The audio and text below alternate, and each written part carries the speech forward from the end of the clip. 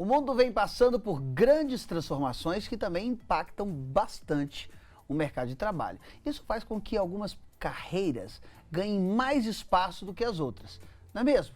Então, quais seriam as profissões do futuro? E é sobre isso que a gente vai conversar agora com a especialista em carreiras, Luana Lourençon. Bom dia, Luana. Seja muito bem-vinda. Bom dia, é um prazer estar aqui com vocês. Bom dia, Luana. Seguinte, olha, o que era antes promissor, eu ainda peguei uma época de crescer, que o pessoal fala assim, tem que ter na família, tem que ter advogado, um médico e engenheiro. Eram as profissões tradicionais, né? É, as profissões tradicionais, que era o orgulho da família, ter que fazer, tirar o diploma, essa coisa. Então, o que era antes promissor pode rapidamente virar obsoleto, quer dizer, uma coisa sem uso, sem sentido. Como é que a gente deve se preparar para isso?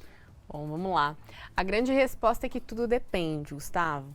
Existem profissões tradicionais, a gente precisa do médico, a gente precisa do advogado, a gente precisa do engenheiro, mas eu digo sempre que diploma não é uma sentença. Pode ser que esse advogado se forme, não queira advogar, não queira prestar um concurso público, não queira trabalhar com aquilo que ele se formou, e pode ser que ele use a bagagem toda que ele desenvolveu para criar ou transitar em outra profissão. Então, cada vez mais esse tradicionalismo que a gente vivia no passado, eu também vivi essa fase quando eu resolvi cursar comunicação, mas que você vai viver do quê?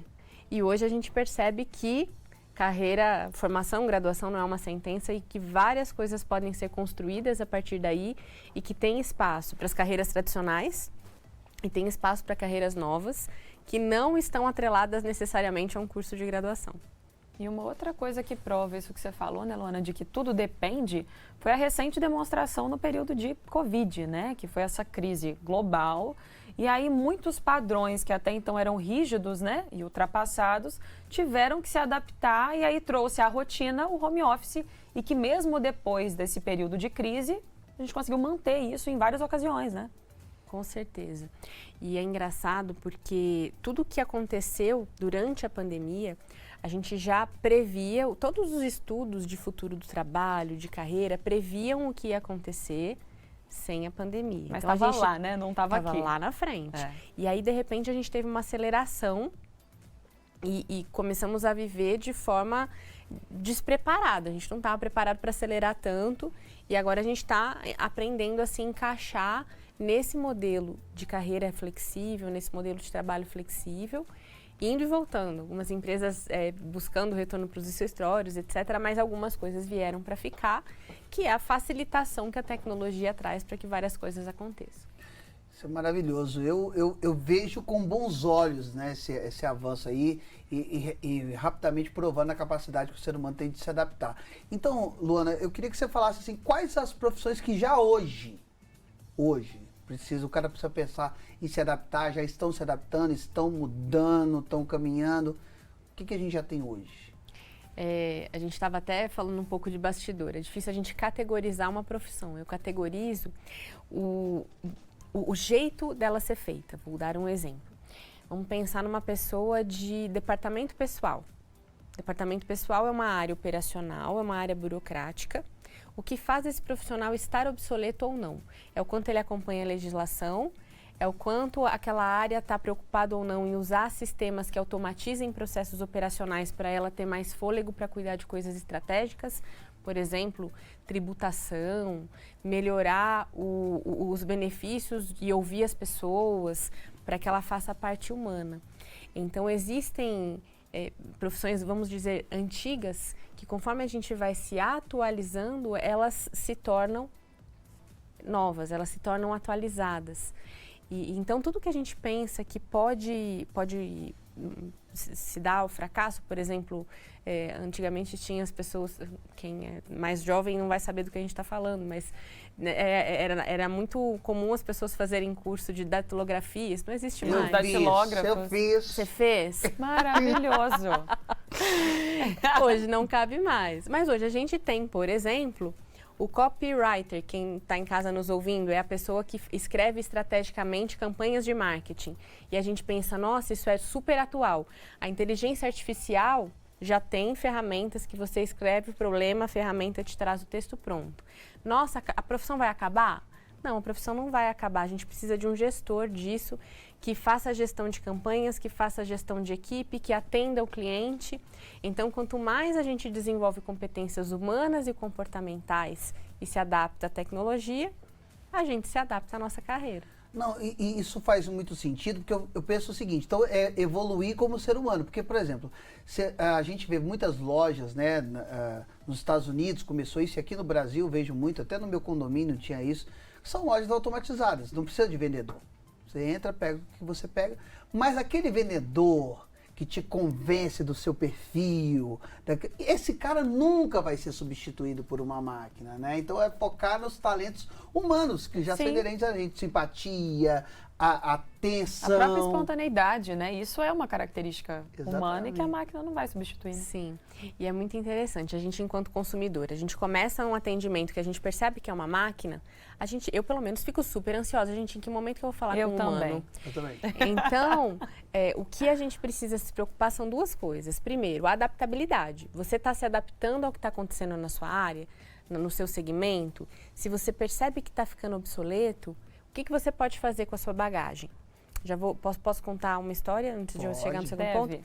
Quando eu formei em comunicação social e comecei a perceber que dentro do mundo corporativo, que é onde eu trabalhava, eu tinha 2 caminhos. Aliás, 3 escolhas e 2 caminhos. Ou eu continuava fazendo o que eu fazia e aí eu ia ficar estagnada porque não tinha para onde crescer. Ou eu aprendia sobre gestão de pessoas ou sobre marketing. E eu optei por várias questões e ir para a área de pessoas. E foi quando as coisas começaram a acontecer. E é isso que eu provoco o tempo todo, os profissionais que passam pela Assertiva, que é a minha empresa. Poxa, o que está acontecendo? Você está estagnado, legal. Para onde que a sua área está indo? O que você gosta de fazer que você consegue caminhar junto com ela? E é esse o exercício que a gente tem que se fazer o tempo todo para a gente não ficar para trás, porque o mundo é dinâmico, as mudanças vão acontecendo. E é bacana a gente pensar que nós podemos criar esse ambiente de trabalho que a gente quer, né, viver. Então, não necessariamente a oportunidade ela precisa estar ali pronta e absoluta, né? A gente pode desenvolver, através de várias possibilidades, o que a gente quer fazer, né? E, Luana, a gente está vivendo uma era em que tudo acontece numa velocidade absurdamente rápida. Como é que você acha que a gente pode fazer para acompanhar esse ritmo sem que isso aconteça de uma forma disfuncional? Para que a gente também não fique refém e dê um tilt, né? Assim, a nossa máquina, o nosso cérebro chega uma hora que pifa e não dá conta do ritmo. Sim. Hoje eu trouxe cola, tá, gente? Quem tá em casa, quando eu olhar, porque eu tô olhando os dados. Tem uma coisa super interessante que eu li sobre uma pesquisa que uma startup chamada Close Care, ela fez, logo que começou a pandemia, ela iniciou e ela comparou os dados do famoso burnout, que é a estafa mental. E a gente tem que olhar esse dado com ressalva. Ela chegou à conclusão de que os casos de burnout aumentaram 30% no Brasil de 2020 a 2022. Aí a gente pensa assim, nossa, as pessoas tiveram uma estafa mental na pandemia.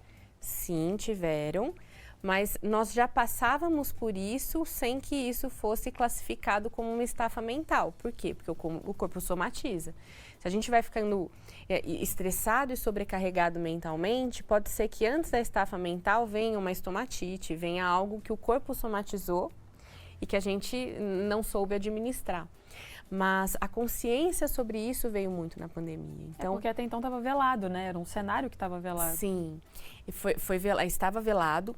E aí veio a Organização Mundial da Saúde e falou, acabou, a gente vai categorizar como uma doença do trabalho. Ou seja, as pessoas estão afastando por causa do trabalho. Profissional, administre isso. Empresas, cuidem das pessoas para que elas não adoeçam. A gente precisa colocar um limite. E aí várias iniciativas começaram a acontecer.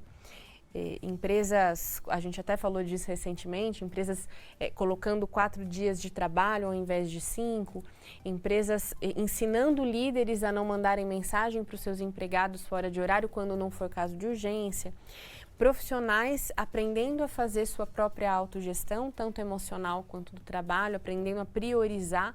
E, gente, tudo isso é competência comportamental, nada disso é técnico. E esse é o futuro do trabalho. É como você lida com tudo que está ao seu redor. E uma competência que eu gosto muito de falar nessa reflexão é tanto o pensamento crítico, ou seja, realmente usar a nossa capacidade humana para refletir sobre o que é urgente, o que é importante, se posicionar, como a comunicação, que é você estabelecer limite com o outro, é você realmente ter conversas que fiquem as tarefas alinhadas para que não gere sobrecarga e nem retrabalho.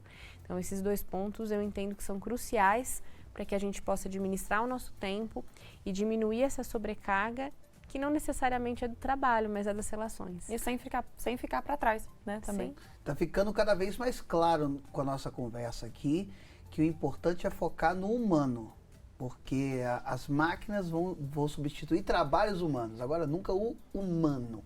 E que é um trabalho nosso mesmo, né? Nós, como máquinas que também somos, a gente tem que saber gerir essa máquina. É, exato, para não pirar. Agora, Luana, quais são as profissões, graças à tecnologia, essa globalização, tudo está conectado, que serão as profissões do futuro? Para a molecadinha que está assistindo a gente já falar assim, isso aí, vou ficar atento nisso aí, vou fazer isso aí. E profissão que às vezes nem existe ainda, né? Sim, vou dar 2 dados antes de entrar em algumas sugestões para quem está em casa nos ouvindo.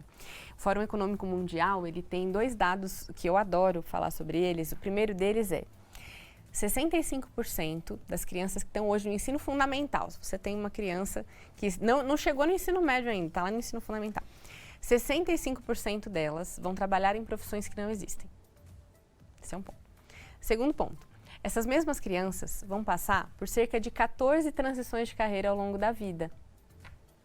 Eu já passei por umas 3 ou 4.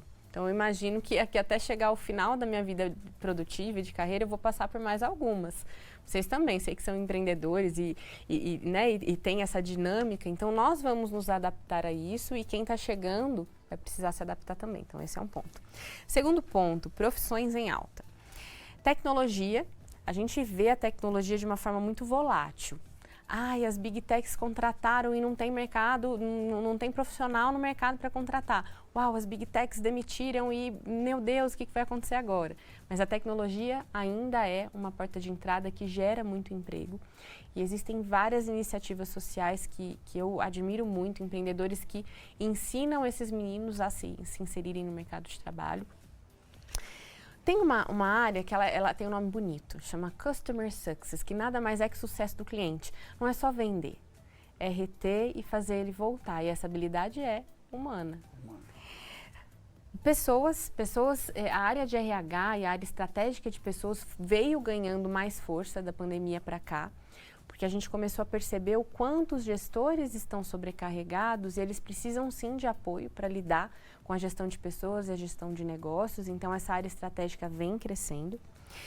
E tem mais 3 áreas que eu entendo que são super importantes da gente olhar. Primeiro, a gente tem aumentado a expectativa de vida, então tudo relacionado aos idosos tende a ter mais oportunidade de trabalho. Cuidadores, a própria indústria farmacêutica, porque uma das formas da gente viver mais é a tecnologia ligada à saúde. Então, tudo que é ligado à longevidade tem campo. E tem mais 2 palavras mágicas aí que tem a ver com necessidades da geração que está entrando agora no mercado de trabalho, que são áreas que eu particularmente admiro muito. A primeira é a diversidade e a segunda é a sustentabilidade. A gente continua olhando para as empresas precisam responder às necessidades com relação à sustentabilidade em vários aspectos, tanto ao meio ambiente quanto à própria sustentabilidade do negócio, já que a gente vive uma dinâmica muito grande. Sobre tecnologias, né, que a gente já citou, assim, como é que fica o papel dela, da tecnologia, no mercado de trabalho hoje? O papel da tecnologia, ele vem para facilitar processos, otimizar processos, e ele vem para ajudar a escalar negócios. Então, uma ferramenta de tecnologia. Vamos pensar que uma pessoa, vamos pensar na área de vendas. Um vendedor, ele liga uma pessoa por pessoa. Uma máquina consegue mandar mensagem para 100 pessoas ao mesmo tempo e fazer um funil para que na hora do vendedor entrar, ele já entre numa pessoa mais quente para fechar o negócio, por exemplo. E aí a gente volta, o humano ele não vai sumir do mapa, a gente vai precisar muito da capacidade humana para fazer várias coisas, mas a máquina ela vai transformar esse processo, aliás, já vem transformando, num processo mais inteligente. E eu achei interessante quando vocês falaram sobre profissões operacionais que vão sumir. Vão mesmo, vamos pensar numa função super operacional e muito comum no Brasil, o frentista. A gente precisa do frentista? Poxa, hoje a gente dificilmente paga as coisas em dinheiro e precisa de troco. A gente pode ter um frentista por posto, por exemplo, e otimizar esse atendimento. Existem várias questões sociais que vão tornar esse atendimento e essa posição operacional, por exemplo, vai demorar um pouco mais para assumir no Brasil, mas em países desenvolvidos já não existem, por exemplo. E a gente fala, nossa, o que vai acontecer com essas pessoas? Cada vez mais a gente vê empresas, voltando na tecnologia, formando pessoas que até então faziam só funções operacionais para se tornarem programadores, desenvolvedores, e assim eles conseguirem reingressar no mercado de trabalho, ou seja, fazem uma transição de carreira, para que tenham uma carreira tecnológica, ingressando onde mais precisa, que é na base fazendo programação. Então existem coisas da tecnologia e frentes que estão transformando isso em oportunidade de trabalho. E a gente recebeu aqui a interação da Alessandra, de BH, e ela mandou o seguinte: como se qualificar para as profissões do futuro? Qual curso indicado para fazer, ainda mais se muitas carreiras são ainda desconhecidas? Boa pergunta, Alessandra. Obrigada pela interação. Excelente, Alessandra. Primeiro ponto é, quando a gente pensa, poxa, o que eu vou fazer da minha vida, qual mudança que eu quero fazer?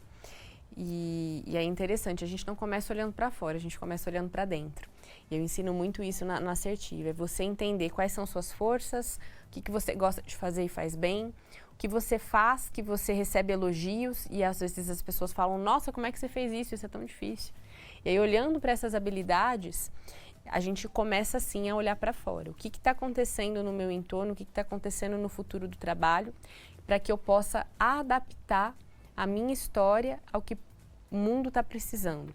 E eu chamo isso, inclusive, de carreira exponencial, é até o nome da mentoria que a gente faz na Assertiva, que é realmente juntar o que a gente chama de carreira proteana, que é a nossa adaptabilidade. Poxa, como que eu preciso me adaptar para continuar crescendo, para minha carreira continuar fazendo sentido, com o que a gente chama também de carreira empreendedora, que, como a Alessandra trouxe, o que eu vou fazer? Você que gere a sua carreira, não delegue isso para a empresa que você trabalha.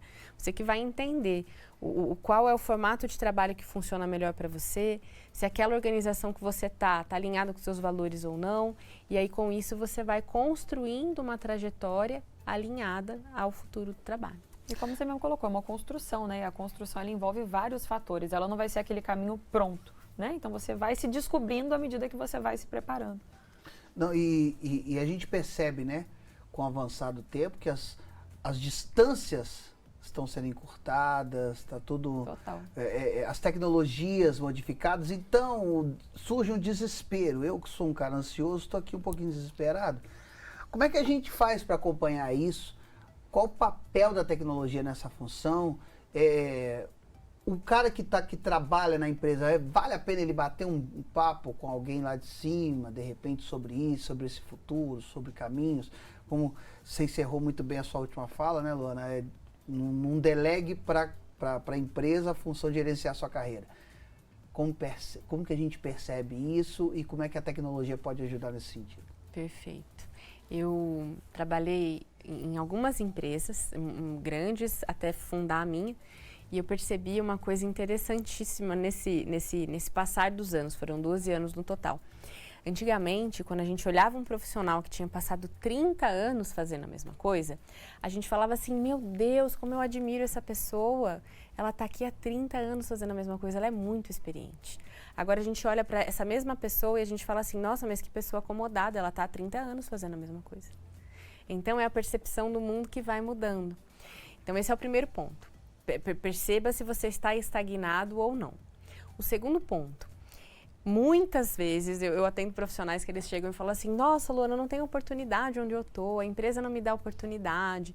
Mas você já conversou com o seu gestor? Você já perguntou para ele quais são as possibilidades de crescimento e já certificou que essas possibilidades estão de acordo com o que você espera, com o que você gosta?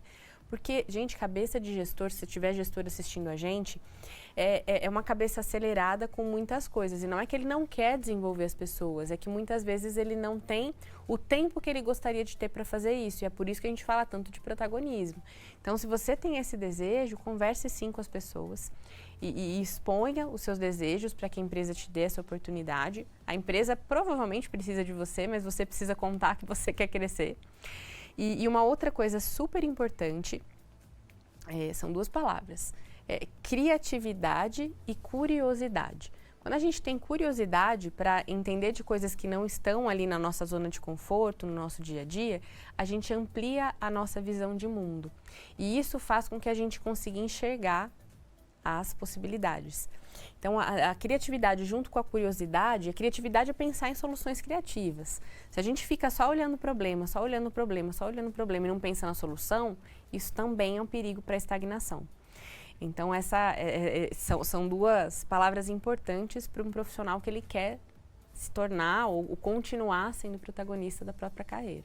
E, alinhado à tecnologia, quais ferramentas que existem hoje que beneficiam e tornam isso tudo mais ascendente. Isso tudo que você falou me fez pensar em 2 pontos. A questão do conhecimento técnico, que até então era algo muito valorizado, né? Aquela coisa mais pragmática, e hoje a necessidade desse desenvolvimento de capacidades pessoais, que também pode acontecer de uma forma pragmática, mas ainda que a maneira como aquilo está sendo desenvolvido seja pragmático, o resultado, o foco, né, o desfecho é esse desenvolvimento de uma capacidade pessoal. Então, você acredita que a grande diferença hoje seja essa? O que antes era muito valorizado, conhecimentos técnicos, né, puramente técnicos, e hoje essa capacidade que vai muito além?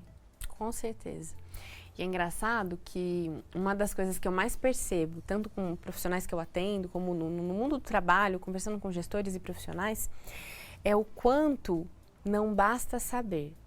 Você precisa contar isso para as pessoas. Porque às vezes aquele profissional tem um conhecimento técnico incrível, mas ele não sabe se vender numa reunião, ele não sabe contar para as pessoas que ele tem aquele conhecimento. E isso faz com que ele deixe de ter oportunidades e aí ele vai se sentindo, ele vai se vitimizando. Poxa, mas a empresa não me dá oportunidade. Não, ela te dá, só que você tem que contar para ela tudo que você está fazendo de bom.